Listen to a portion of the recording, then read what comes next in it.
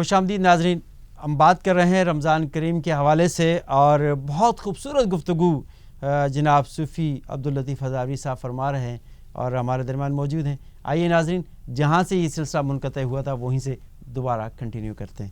جی حضرت، ہم بات کر رہے تھے کہ رمضان کا قرآن سے تعلق، کہ اللہ تعالیٰ نے اس کا کیا تعلق رکھ دیا رمضان اور قرآن کا، جس طرح کے تمام صحائف بھی رمضان میں اترے اور یہ قرآن مجید کا نزول بھی رمضان میں ہوا، اور اللہ تعالیٰ کا بڑا خصوصی کرم، خصوصی عنایت اس امت کے لیے کہ جو آپ صلی اللہ علیہ وآلہ وسلم پر جو یہ قرآن اترا اور اس امت نے اس کو حفظ کیا، اس امت نے اس کو پڑھا۔ لیکن قرآن تو باشگاف الفاظ میں یہ اعلان کر رہا ہے کہ اپنی زندگیوں کو کیسے گزاریں۔ وَأَقِیمُوا الصَّلَاةَ وَآتُوا الزَّکَاةَ وَارْکَعُوا مَعَ الرَّاکِعِینَ، نماز قائم کرو، زکوٰۃ ادا کرو، رکوع کرنے والوں کے ساتھ۔ یہ قرآن ہے نا، قرآن ہی تو کہہ رہا ہے۔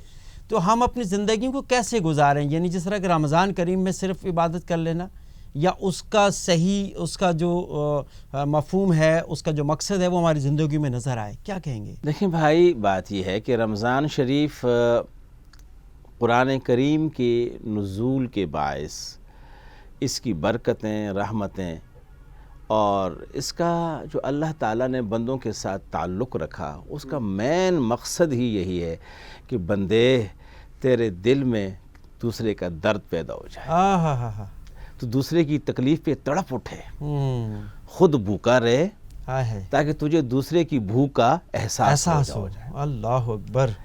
اور پھر اللہ نے فرمایا کہ میرے بندے، چونکہ میرا کلام اس پہ نازل ہوا ہے نا، میری تجلی ہے اس کے اندر، لہٰذا اس میں ایک صفت خاص ایسی ہے کہ میں کھانے پینے سے پاک ہوں۔ کچھ دیر کے لیے تم اپنا تعلق میرے ساتھ ایسا کر دو کہ مجازی طور پر کچھ دیر کے لیے، یعنی صبح سحری کے وقت سے لے کر افطار تک جو لمحہ ہے، اس میں کھانے پینے سے رک جاؤ، تخلقوا باخلاق اللہ، مظہر بن جاؤ۔ واہ واہ۔ اور پھر اس کی برکتیں دیکھو، برکتیں دینا میرا کام ہے۔ کیوں؟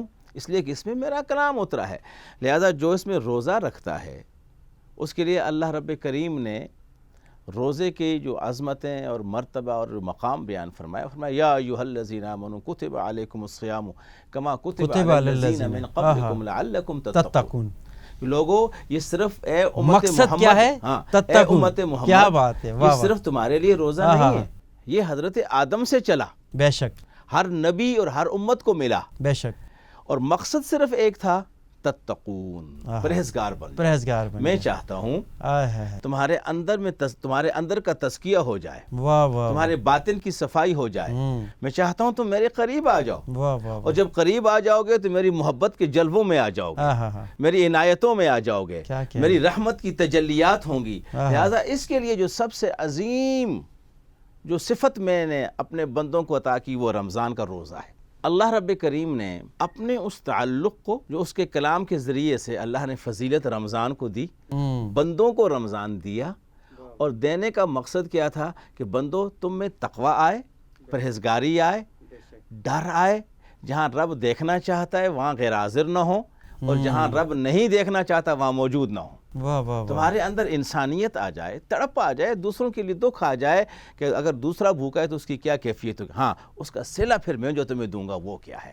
میرے آقا فرماتے ہیں للصائم فرحتان عند فطرہ وعند لقاء ربہ، کہ روزے دار کے لیے دو خوشیاں ہیں، ایک اس وقت جب وہ افطار کر رہا ہوتا ہے، اور دوسرا اس گھڑی جب وہ قیامت کے دن اللہ رب ذوالجلال سے ملے گا۔ قرآن کہتا ہے یوم تبیض وجوہ وتسود وجوہ، کہ جس دن کچھ چہرے پر نور ہوں گے اور اپنے رب کا دیدار کر رہے ہیں۔ اور یہاں پہ ایک بڑا پیارا نقطہ ہے صوفیاء کا، عرفاء، اولیاء، عرفان والے فرماتے ہیں للصائم فرحتان، کہ روزے دار کے لیے دو خوشیاں، عند فطر ہی، جس گھڑی اس کا جسم کھجور سے یا کسی شے سے افطار کر رہا ہوتا ہے اور اس کی روح اللہ رب کریم کے قرب سے، اللہ کی رضا سے، اللہ کے جلووں سے، اللہ کی رحمتوں سے اور دل کی آنکھ سے دید الہ سے افطار کر رہی ہوتی ہے۔ واہ واہ واہ واہ، کیا بات ہے، کیا یہ آسان بات نہیں ہے، واہ واہ، گویا رب کی تجلی ہے ساری ان بندوں کے لیے جنہوں نے سچے دل سے روزہ رکھا ہے، زبان کا روزہ، کان کا روزہ، آنکھ کا روزہ، ناک کا روزہ، پیٹ کا روزہ، ہاتھ کا روزہ، پاؤں کا روزہ،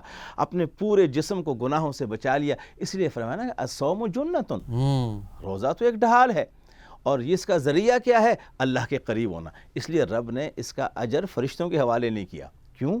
کہ بندہ میرے قرآن کے حوالے سے اس مہینے کے اندر میری رضا چاہتے ہوئے، میرے اخلاق سے متصف ہوتے ہوئے، کچھ دیر بھوکا رہ کر وہ میری یاد کرتا ہے، تو پھر بندو، اے میرے فرشتوں، اس کو اجر الصوم لی وانا اجزی بہ، روزہ میرے لیے ہے اور میں ہی اس کا بدلہ دوں گا، میں ہی اس کا بدلہ، ایک درجہ، کیا بات، ایک درجہ۔ اور جو اوپر عرفان کا درجہ ہے، ایقان کا درجہ ہے، عاشقوں کا درجہ ہے، محبت کرنے والوں کا درجہ ہے، اللہ کے محبوبوں کا درجہ ہے، ولیوں کا درجہ ہے، فرمایا الصوم لی وانا اجزا بہ، سن میرے بندے سن، روزہ میرے لیے ہے اور میں ہی تو اس کا بدلہ ہوں، اس کا بدلہ ہوں۔ تو مجھے چاہتا تھا، واہ واہ، میری ملاقات چاہتا تھا، میری رضا چاہتا تھا، میری محبت چاہتا تھا، میری تڑپ چاہتا تھا، میرے قریب آنا چاہتا تھا۔ تیری محبت یہ کہہ رہی تھی کہ میرے مالک، مجھے پیدا کرنے والے، میرے رازق، مجھے روزی دینے والے، میں تیرے قریب ہونا چاہتا ہوں، تجھ سے ملنا چاہتا ہوں۔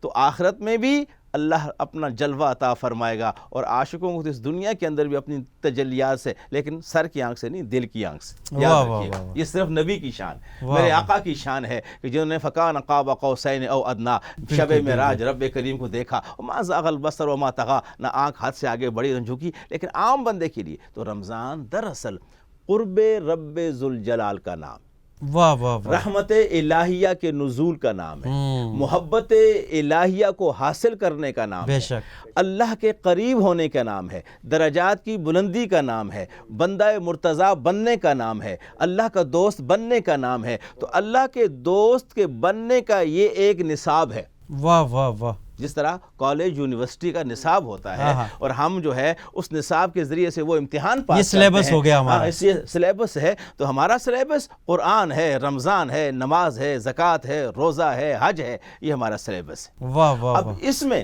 جو جس سبجیکٹ میں آگے بڑھ گیا تو اس میں سب سے اچھے نمبر لے لیے، لہٰذا روزہ اس سلیبس کا اہم ترین حصہ ہے کہ جس میں اللہ تعالیٰ نے بندے کو اپنے قریب کرنے کے لیے خاص صفت عطا فرمائی کہ میرے کلام کی تجلی ہوئی ہے، اس تجلی کو پانے والوں، اس تجلی میں گم ہونے والوں، اس تجلی میں فنا ہونے والوں، اس تجلی سے محبت کرنے والوں، میرے کلام سے محبت کرنے والوں، جس نے میرے قرآن سے محبت کی اس نے مجھ سے محبت کی، اور جس نے مجھ سے محبت کی میں اس سے محبت کروں گا۔ فَاذْكُرُونِی أَذْكُرْكُم وَاشْكُرُوا لِی وَلَا تَکْفُرُونَ، تم میرا ذکر کرو میں تمہارا ذکر کروں، تم مجھے یاد کرو میں تمہیں یاد کروں گا، تم مجھ سے محبت کرو میں تم سے محبت کروں گا، تم بندوں میں رہ کر مجھے یاد کرو میں لا مقام پہ فرشتوں میں تمہیں یاد کروں گا۔ بے شک بے شک، تم تنہائی میں یاد کرو گے تنہائی میں، تم مجلس میں یاد کرو گے مجلس میں۔ واہ واہ، بہت خوبصورت گفتگو فرما رہے ہیں رب ذوالجلال اپنے بندے کے ساتھ اپنے تعلق کو رمضان کی نسبت سے، قرآن کی نسبت سے، اور پھر اسی میں نماز، روزہ، حج، زکوٰۃ جملہ امور آ گئے،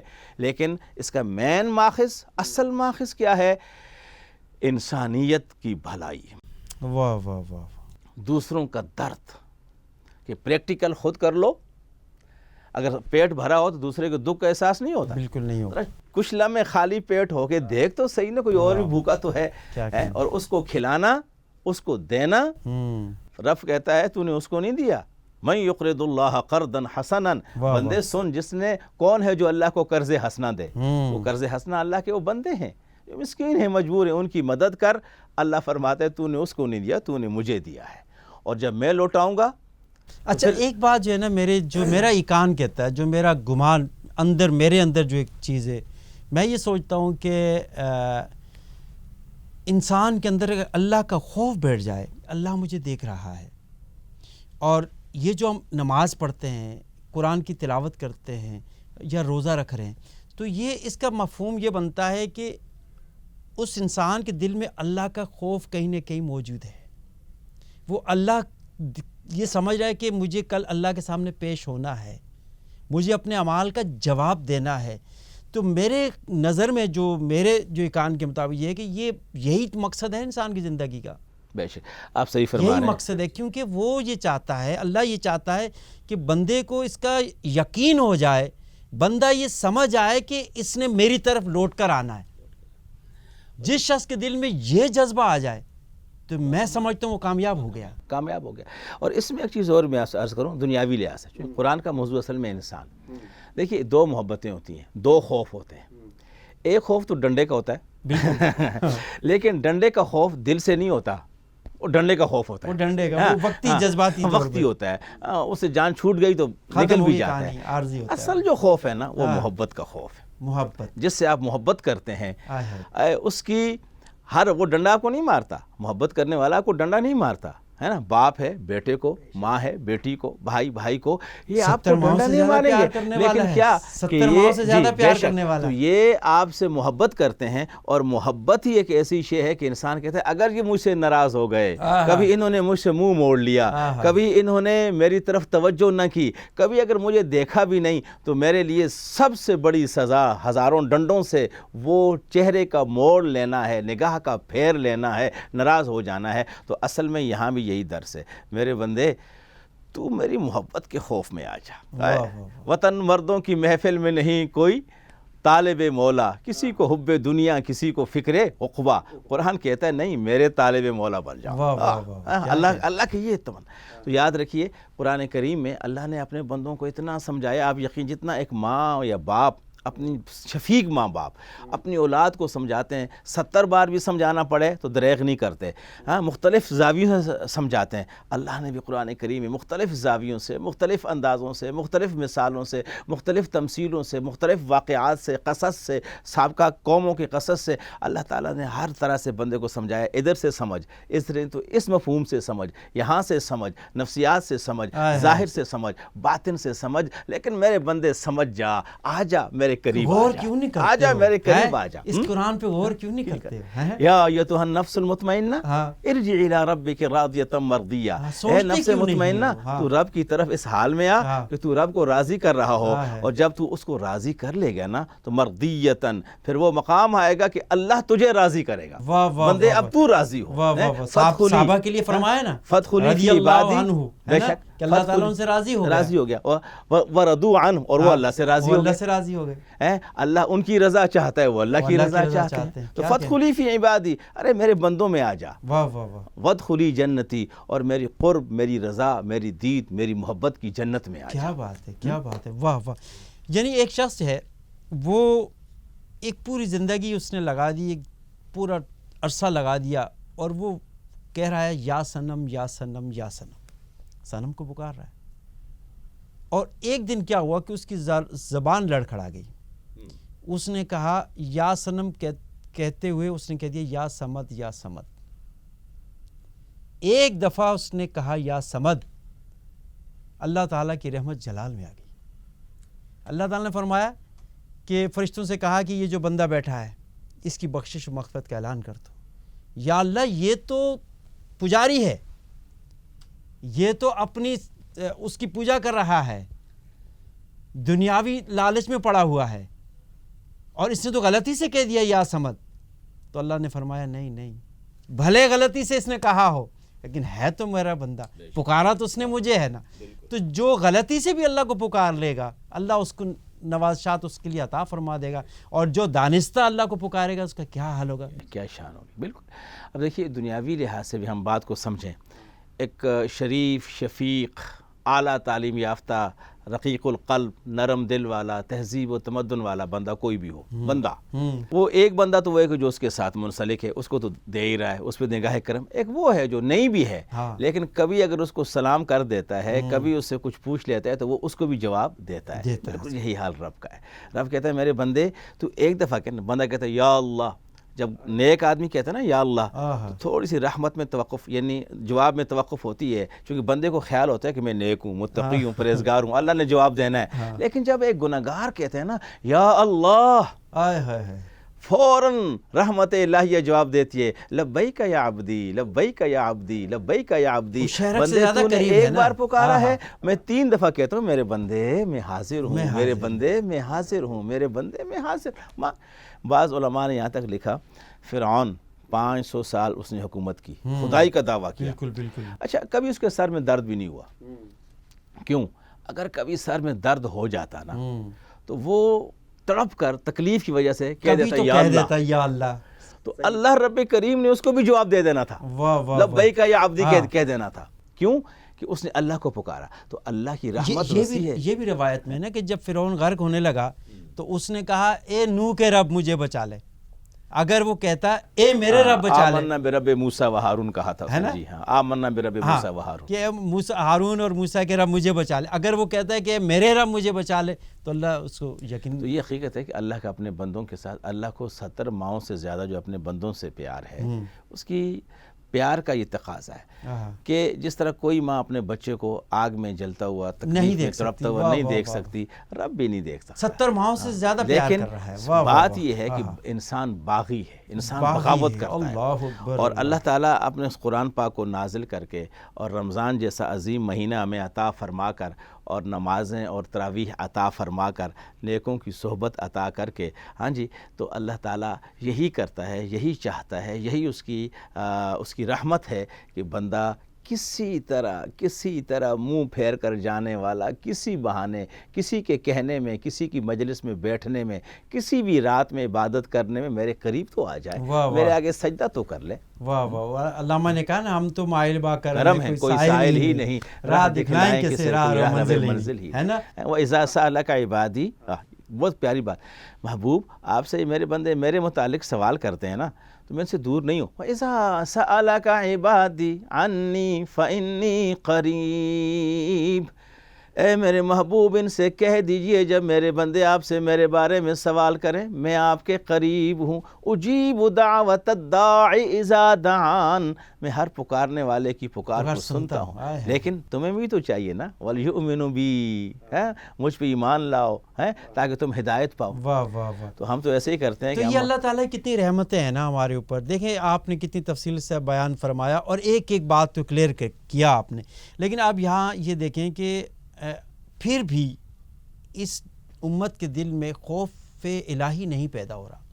رمضان کریم ہے اور رمضان کے اندر منافع خوری ہم کرتے ہیں, جھوٹ ہم بولتے ہیں, زبان سے لغو بات ہم کرتے ہیں اور یہ کہتے ہیں کہ ہم روزے سے ہیں. ٹھیک ہے, اور اس طرح کے جو ہمارے معاملات ہیں, ذخیرہ اندوزی کرنی, چیزوں میں ملاوٹ کرنا. اب رمضان کے اندر چیزوں کو سستا ہونا چاہیے. رمضان کے اندر تو آپ کی جو اشیاء ہیں وہ سستے داموں لوگوں تک پہنچنی چاہیے, لیکن وہ اس کو کیا کرتے ہیں, وہ کہتے ہیں یہ تو ہمارا سیزن ہے. آپ کسی کپڑے کی مارکیٹ میں چلے جائیں, آپ کسی شوز کی شاپ پہ چلے جائیں, آپ دنیاوی کسی بھی اس میں چلے جائیں تو آپ کو ایسا لگے گا جیسے کہ ان کی عید ہو گئی. یہ رمضان ان کی عید ہو گئی کہ انہوں نے غریبوں کو لوٹنا شروع کر دیا.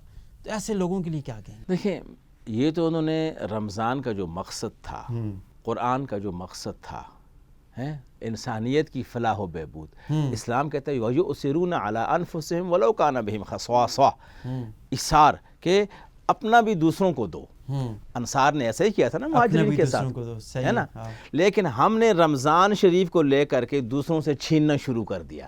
پھر ہم کہتے ہیں کہ جی رمضان کی برکت نہیں ملی, رحمت نہیں آئی, ہمارے اعمال سدھرے نہیں. ارے بابا آپ نے جو رمضان کا موقف تھا, جو رمضان کا اصول تھا, جو اس کا آئین تھا, جو اس کا قانون تھا, جو اس کا نظریہ تھا, جو اس کی چاہت تھی, جو سوچ تھی رمضان کی اور قرآن کی, آپ نے سراسر سب کے خلاف کیا. جیسے آپ نے بتایا کہ منافع خوری ہم کر رہے ہیں, لالچ ہمارے اندر ہے, دوسروں کا حق ہم غصب کر رہے ہیں.